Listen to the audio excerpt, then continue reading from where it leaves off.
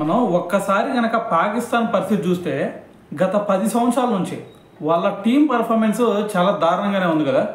ఎందుకంటే వాళ్ళు ఒకప్పుడు మన ఇండియన్ టీం మీద కూడా వాళ్ళు డూ ఆర్ డై విధంగా ఆడేవాళ్ళు. అంటే అసలు ఒక మ్యాచ్ జరుగుతుందంటే ఇండియాకి పాకిస్తాన్ మధ్య ఈ మ్యాచ్ అసలు ఎవరు గెలుస్తారు అనేది ప్రెడిక్ట్ చేయడం చాలా కష్టంగా ఉండేది. ఎందుకంటే మీరు ఒకసారి 2012లో మరి ఇండియాలోనే జరిగిన 3 ఓడిఐ సిరీస్లో ఒకసారి చూడండి. దాంట్లో మనం అందరం అనుకుంది ఏంది, ఖచ్చితంగా ఇండియా గెలిచిద్ది అనుకున్నాం. కానీ మన వాళ్ళని వాళ్ళు చిత్తు చేశారు. సో మరి ఇటువంటి సిచ్యువేషన్స్ కూడా వాళ్ళు క్రియేట్ చేయగలిగారు. అంటే మరి అప్పుడు వాళ్ళ టీం చూసుకుంటే అంత స్ట్రాంగ్గా ఉంది. కానీ ఇప్పుడు వాళ్ళ పరిస్థితి చూస్తే మరి ఈ 10 సంవత్సరాల్లో చాలా దారుణంగా స్ట్రగుల్ అవుతూ ఉన్నారు.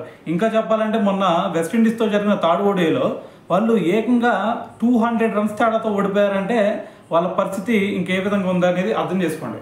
అయితే దీని గురించి మన వాళ్ళు మాత్రమే కాదు, ఈవెన్ పాకిస్తాన్ ఎక్స్ క్రికెటర్స్ ఎవరైతే ఉంటారో వాళ్ళు కూడా ఆగ్రహం వ్యక్తం చేస్తూ ఉన్నారు. అసలు ఏం పర్ఫార్మెన్స్, ఒకప్పుడు టీం ఎలా ఉండేది, ఇప్పుడు ఇంత దారుణంగా అవుతుంది ఏంద్రా అని చెప్పేసి వాళ్ళు కూడా దీని గురించి మాట్లాడుతున్నారు.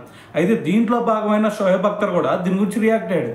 అయితే షోయబ్ అఖ్తర్ అంటుంది ఏంటంటే, అసలు ఒక్కసారి మేము ఉన్నప్పుడు పాకిస్తాన్ టీం చూస్తే మేము ప్రతి ఒక్కరం కూడా ఎవ్వరు ఒక్కరి మీద అయితే మేము అసలు ఆధారపడే వాళ్ళం కాదు. టీం మొత్తం కూడా అది బౌలింగ్లో చూసుకుంటే ఒక 3-4 కన్సిస్టెంట్గా పర్ఫామ్ చేసేవాళ్ళం. దాని తర్వాత బ్యాట్స్మెన్లో చూసుకుంటే బ్యాట్స్మెన్లో కూడా ఒక్క బ్యాట్స్మెన్ మీద మేము ఎప్పుడు కూడా డిపెండ్ అయ్యింది లేదు. సో అందరూ కూడా కలిసికట్టుగా వాళ్ళ టాలెంట్ని అందరూ కూడా సక్రమంగా వాళ్ళు నిర్వర్తించేవాళ్ళు. సో మరి ఎక్కడా కూడా ప్రతి ఒక్కరు కూడా వాళ్ళ టాలెంట్ నిరూపించుకోవాలని చెప్పి దాని తర్వాత టీం గెలిచి తీరాల్సిందే అనే ఒక ఇంటెన్షన్తో ఆడేవాళ్ళు. కానీ ఇప్పుడు చూసుకుంటే టీము మరి ఎవరి ప్రయోజనాల కోసం వాళ్ళు ఆడుతూ ఉన్నారు, ఎవరి వ్యక్తిగత స్కోర్లు వాళ్ళు కొట్టాలని చెప్పేసి ఆడుతూ ఉన్నారు. ఎవరు కూడా టీం గెలవాలి అనే ఉద్దేశం ఎవరిలో కూడా కనిపించట్లేదు ఇప్పుడు.